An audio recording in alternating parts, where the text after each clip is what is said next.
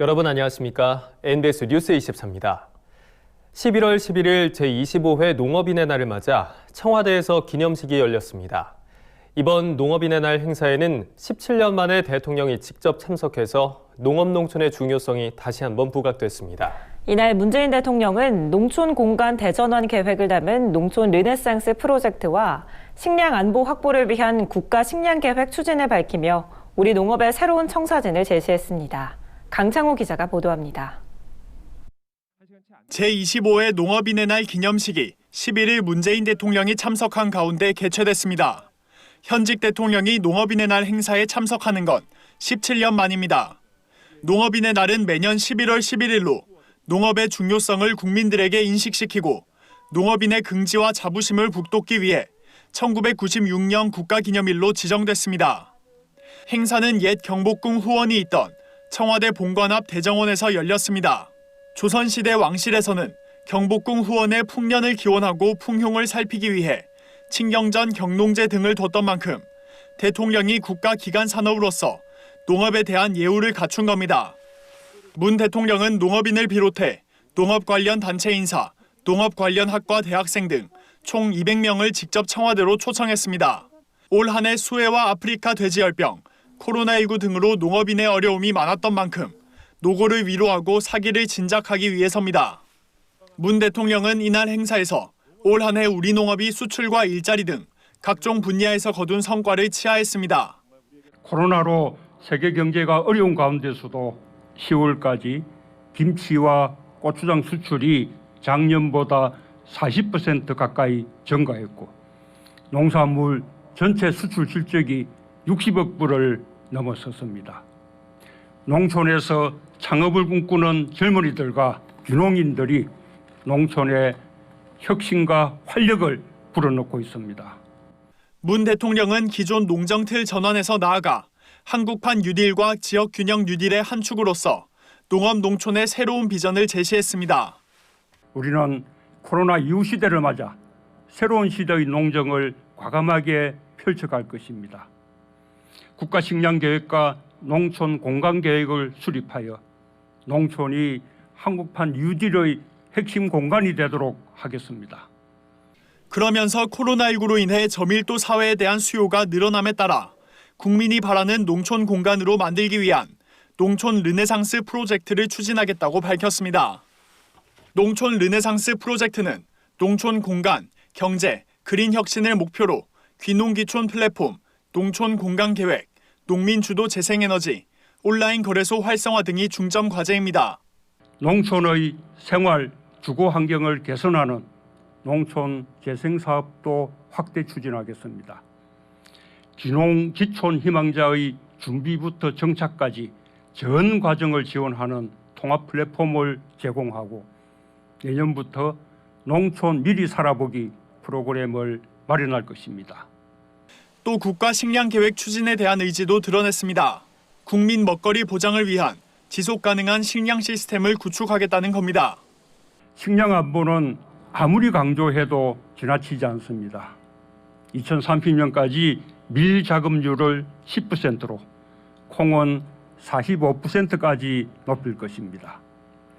품종과 재배기술 향상에 힘쓰는 한편 국산 장류와 두부, 밀 가공품 소비를 확대하겠습니다. 해외 곡물 조달 능력도 확충하겠습니다. 언제나 묵묵히 국민들의 먹거리를 책임지는 농민들. 어느덧 25년째 맞은 농업인의 날은 그들의 노고를 기억하는 소중한 기념일로 자리 잡았습니다. MBS 뉴스 강창호입니다. 이번 농업인의 날 기념식에서는 농업농촌 발전에 힘쓴 유공자를 위한 시상식도 열렸습니다. 문재인 대통령이 직접 시상에 나서 유공자들을 격려했는데요. 이 밖에도 어려운 여건 속에서 우리 먹거리를 지켜온 농민을 향한 각계의 축하와 감사 인사가 이어진 하루였습니다. 손현진 기자입니다. 제25회 농업인의 날을 맞아 농업 농촌 발전에 기여한 유공자에 대해 정부 포상이 이뤄졌습니다. 훈장 8명과 포장 10명 등 총 157명이 수상자로 선정됐습니다. 11일 청와대에서 열린 농업인의 날 기념식에서 문재인 대통령은 5명의 대표 유공자에게 직접 상을 수여했습니다. 정부 포상 최고의 영예인 금탑산업훈장은 과수산업 경쟁력 향상에 기여한 박철선 충북 원예농협조합장이 받았습니다.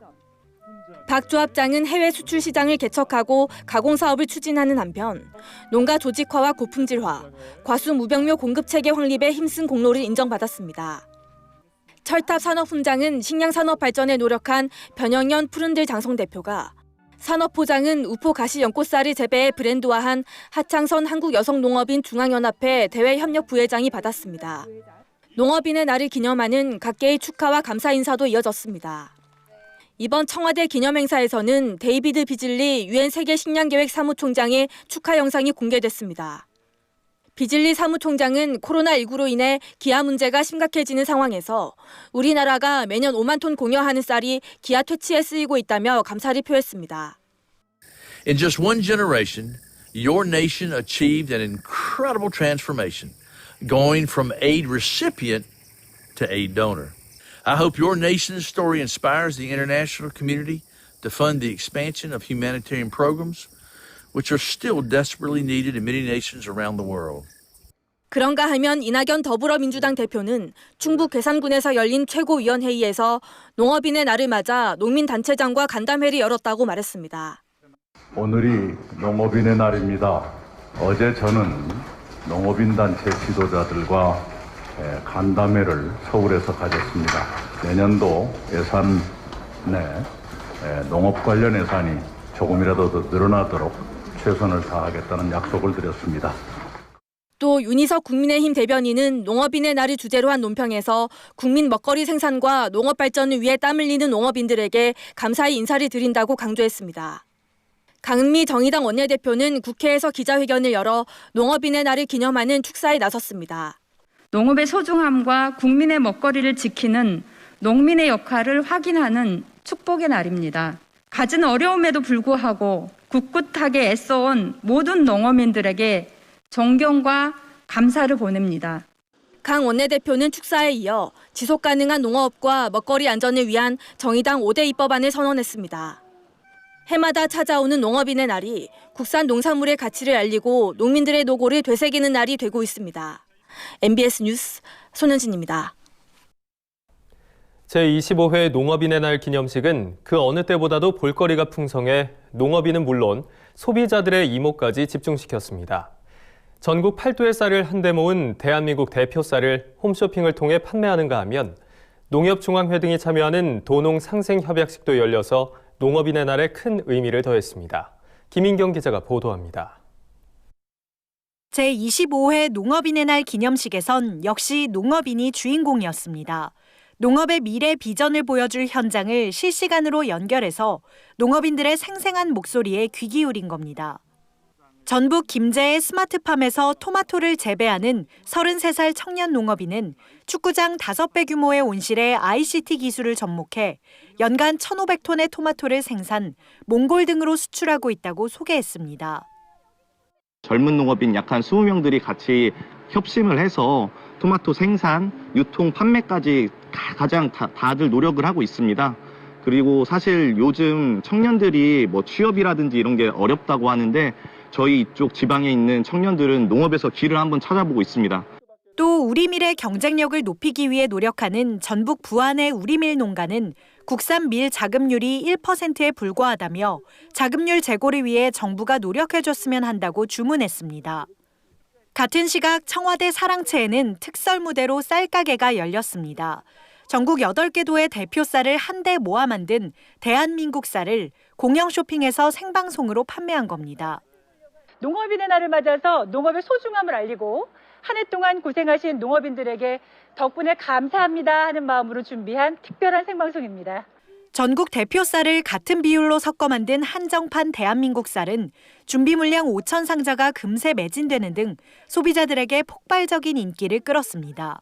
쌀 판매 지원 사격에 나선 개그맨 정성호 씨는 문재인 대통령 성대모사로 대통령 내외에 웃음을 자아냈습니다. 대한민국 쌀, 이거만큼 좋은 게 없지요. 사랑으로 만들었습니다. 농민의 땀과 눈물이 있는 쌀 맛보겠습니다. 식전 행사로 열린 도농상생협약식 또한 농업인의 날에 의미를 더했습니다. 농협중앙회와 대한상공회의소, 전국시장군수구청장 협의회가 귀농귀촌 활성화 지원과 도농 상생을 위해 3자 간 업무 협약을 맺은 겁니다. 협약을 통해 대한상공회의소는 지역농산물 구매를 확대하고 전국시장군수구청장 협의회는 귀농귀촌 시설과 서비스를 확충하는 한편 농협은 귀농귀촌 정보 제공, 다양한 영농 복지 지원, 금융 서비스 제공 등 농촌 정착 지원과 지역 농산물 판로 확대에 힘쓰기로 했습니다.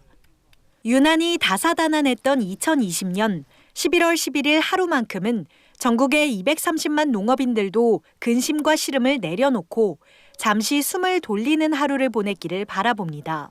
NBS 뉴스 김인경입니다. 충남 천안의 야생조류에서 올 들어 세 번째 고병원성 조류 인플루엔자 사례가 발생해 국내 가금 농장으로의 전파 위험이 고조되고 있습니다. 이에 따라 농림축산식품부가 고병원성 조류 인플루엔자 위험주의보를 발령해 방역 강화에 나섰습니다. 김하은 기자가 보도합니다.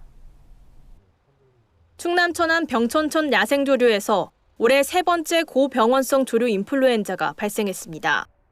이에 따라 농림축산식품부는 지난 10일 고병원성 AI 위험주의보를 발령하고 방역 조치 강화에 나섰습니다.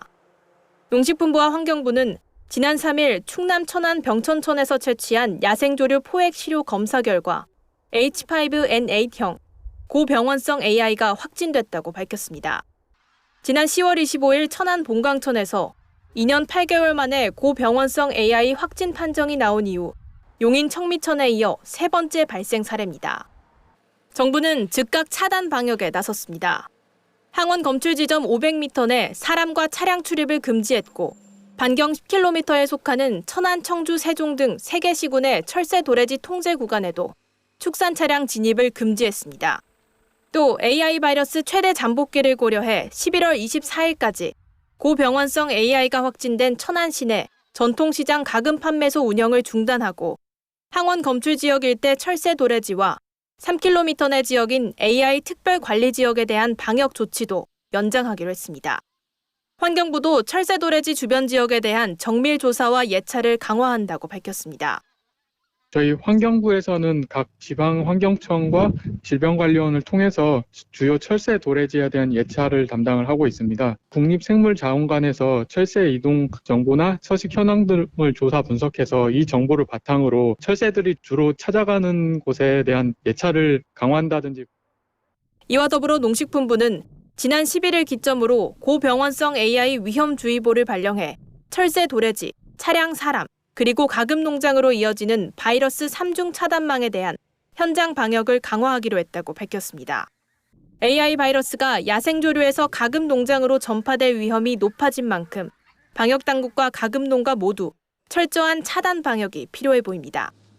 MBS 뉴스 김하은입니다. 정부가 주민주도형 신재생에너지 집적화단지 제도를 시행합니다.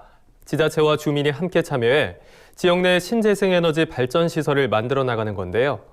정부는 집적화단지 제도를 시행하는 지자체의 발전 수익 향상을 위해서도 다양한 지원을 하겠다는 방침입니다. 보도에 남수지 기자입니다. 지구온난화, 미세먼지 등 환경오염이 심각한 사회적 문제로 대두되면서 국내에서도 신재생 에너지에 대한 관심이 높아지고 있습니다. 산업통상자원부는 신재생 에너지 확산을 위해 최근 신재생 에너지 집적화단지 조성, 지원 등에 관한 지침을 마련했다고 밝혔습니다. 제도가 본격적으로 시행되면서 지자체 주도로 신재생 에너지 발전 사업을 추진할 수 있게 됐습니다. 집적화단지는 40메가와트 이상의 태양광, 풍력 등 신재생 에너지 발전 시설을 설치, 운영하기 위한 지역을 뜻합니다. 제도의 세부 사항을 살펴보면 집적화단지 조성을 원하는 지자체는 입지 발굴, 단지 계획 수립 등을 주도적으로 수행해야 합니다. 이 과정에서 지자체와 지역 주민이 민관협의회를 구성해 계획 수립 단계부터 참여하게 되는데 실질적 이해 당사자가 참여함으로써 지역 상생, 주민 이익 공유 등 환경에 관한 사항을 보다 효율적으로 협의할 수 있게 됩니다. 예를 들어 발전시설이 농가 주변에 들어설 경우 농민과 지자체가 공사 시 분진이나 먼지 등을 어떻게 저감할 것인지 상의하면서 발전시설을 설립해 나갈 수 있게 되는 겁니다. 민관협의회 상의 후 지자체가 산업부에 집적화단지 지정을 신청하면 평가 후 최종 선정되는 단계를 거치게 됩니다. 산업부는 집적화단지 제도를 시행하는 지자체와 주민에게 각각 최대 0.1, 0.2 REC 가중치를 지원할 예정이라고 밝혔습니다. 신재생에너지 공급인증서, 즉 REC 가중치는 추가적인 인센티브 같은 제도입니다. 예를 들어 40메가와트의 전력을 생산했을 때 REC 가중치 0.1을 받게 되면 40메가와트 곱하기 0.1만큼의 소득을 더 받게 될 수 있습니다. 산업부는 발전 단계부터 발전 수익 공유까지 지역 사회와 주민이 직접 참여하는 만큼 신재생 에너지 보급 확산 효과를 기대한다고 밝혔습니다. 민간 사업자별로 추진하다 보니까 좀 난개발이 된다는 우려도 많았는데요. 집적화단지는 지자체가 그 입주 발굴부터 정부하고 같이 추진하기 때문에 참여하는 것만큼 저희가 또 추가 가중치를 드리고 발전 수익을 지역 주민들과 공유하기 때문에 농민이라면 농가소득 증진에도 도움이 될 것이라고 봅니다. 이번 제도 시행으로 신재생에너지 발전 사업이 체계적인 지역 개발을 도모하는 동시에 농가들의 소득 증진에도 크게 기여할 것으로 기대됩니다. MBS 뉴스 남수지입니다.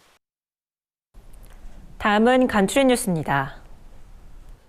충남 금산군은 인삼 산업 경쟁력을 높이기 위해 GAP 인증 인삼 활성화 지원 사업을 강화한다고 최근 밝혔습니다. 금산군은 금산국제인삼약초연구소와 업무 협약을 맺고 GAP 인증 확대 기반 조성 지원 등을 추진하고 있으며 이달까지 관내 GAP 인증 인삼 채굴과 GAP 선별시설 이용 농민을 대상으로 공동 선별과 선별비도 지급할 방침입니다.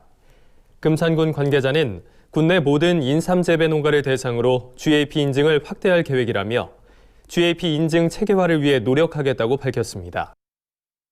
최근 귀농 인구 증가에 따라 농산물이나 농산물 가공식품을 지정 상품으로 하는 상표 출원이 크게 늘어난 것으로 나타났습니다. 11일 특허청에 따르면 농산물과 농산물 가공식품 관련 상표 출원은 2014년 14,613건에서 25,514건으로 40.4% 증가했습니다. 지역별로 보면 경북 2,701건, 경남 2,106건, 전북 2,079건 순으로 조사됐습니다. 특허청 관계자는 농산물 명칭이나 성질을 직접 표시하는 문구보다는 식별력이 있는 도형이나 문자 등이 결합한 상표를 출원해야 등록에 유리하다고 밝혔습니다. 농협 경제지주가 3년간의 이전 공사 끝에 호남 지역 거점 공판장 역할을 수행하고 있는 나주 축산물 공판장을 최첨단 시설로 개선해 최근 본격 가동에 들어갔습니다. 새 단장을 마친 나주 축산물 공판장은 금냉 터널 등 최첨단 시설을 갖추어 일일 최대 소는 150마리, 돼지는 1,200마리를 도축할 수 있으며 동물복지시설 및 악취 방지 시설 등도 갖췄습니다. 김태환 농협축산경제대표이사는 신축 공판장을 통해 지육 품질이 향상돼 경락 가격도 오르고 출하 물량도 확대될 것이라며 앞으로도 양축 농가의 소득 증대를 위해 노력하겠다고 밝혔습니다. 농업에 관한 어려운 용어나 개념을 알기 쉽게 풀어드리는 풀어쓴 농업백과 시간입니다. 쌀 공급 과잉 해소를 위해 추진해온 논타작물 재배 지원 사업 예산이 올해 큰 폭으로 삭감되면서 참여 농가들이 당혹감을 감추지 못하고 있습니다. 예산을 확보하지 못해 당장 내년에 사업 추진이 불가능한 상황인데요. 오늘 풀어쓴 농업백과에선 논란의 중심에선 논타작물 재배 지원 사업에 대해 자세히 알아보겠습니다. 우리나라는 매해 쌀 공급 과잉이란 고질적인 문제에 시달리고 있습니다. 품종 개량과 재배 기술 발전 등을 통해 쌀 생산량은 꾸준히 증가했지만 서구식 식단 선호 등 소비 트렌드가 달라짐에 따라 쌀 소비량이 지속적으로 감소했기 때문인데요. 그 결과 쌀 공급 과잉으로 인한 쌀 가격 하락 및 쌀 생산 농가의 소득 감소 등의 문제가 발생했습니다. 이에 정부에서는 2018년부터 논타작물 재배 지원 사업을 시행했습니다. 논타작물 재배 지원 사업이란 논의 벼 이외의 작물을 재배하거나 휴경하는 농민에게 일정 수준의 보조금을 지급하는 제도로 구조적인 쌀 공급 과잉 해소와 밭작물 자급률 향상을 위해 도입됐습니다. 본래 이 사업은 2018년에서 2019년에 한시적으로 시행할 방침이었지만 필요성에 따라 올해도 이어오고 있는데요. 다만 올해는 공익직불제 시행에 맞춰 사업 규모를 줄이고 지원 단가도 대폭 축소돼 논란이 되고 있습니다. 추진 계획을 살펴보면 사업 예산은 지난해 1,879억 원에서 올해 686억 원으로 약 3배 가까이 줄었고, 이에 따른 목표 면적도 지난해 5만 5천 헥타르에서 2만 헥타르로 절반 넘게 줄었습니다. 이뿐만 아니라 지원 단가도 삭감됐는데요. 지난해와 같은 조사료 지원 단가를 제외하고는 평균 1헥타르당 70만 원씩 깎였습니다. 사업 지원 대상에서 제외되는 품목도 늘어났습니다. 지난해까지는 배추, 무, 고추, 대파 등 4개 품목이었지만 올해는 마늘과 양파, 감자, 고구마도 포함돼 기존 참여 농가들의 시름이 깊어지고 있습니다. 농림축산식품부는 올해 쌀 생산량이 줄어 사업을 지속할 명분이 없는 데다 사업 예산 감소와 공익직불금 등을 고려해 올해 예산을 조정했다고 밝혔습니다. 공익직불제가 시행되면서 논과 밭 구분 없이 직불금을 지원받게 되면서 지원 단가를 낮췄다는 건데요. 이에 참여 농가들은 공익직불제가 시행돼도 농가 소득이 보장되지 않는다며 맞서고 있습니다. 논을 밭으로 전환할 때 발생하는 막대한 부대 비용과 새 작물 재배에 따른 시행착오 등으로 지원 단가를 줄일 경우 농가 소득이 감소할 수밖에 없다는 입장입니다. 쌀 재배 면적과 소비 추이를 감안하면 쌀 공급 과잉 가능성은 여전히 높은 상황입니다. 이 때문에 사후 대책보다는 논타작물 재배 지원 사업 같은 선제적인 대비책이 필요한 실정인데요. 쌀 수급 안정과 밭작물 자급률 향상을 위한 합리적인 방안이 조속히 마련되길 바랍니다. 지금까지 플러스는 농업백과였습니다. 저희가 준비한 소식은 여기까지입니다. NBS 뉴스 24 마칩니다. 함께해 주신 여러분 고맙습니다.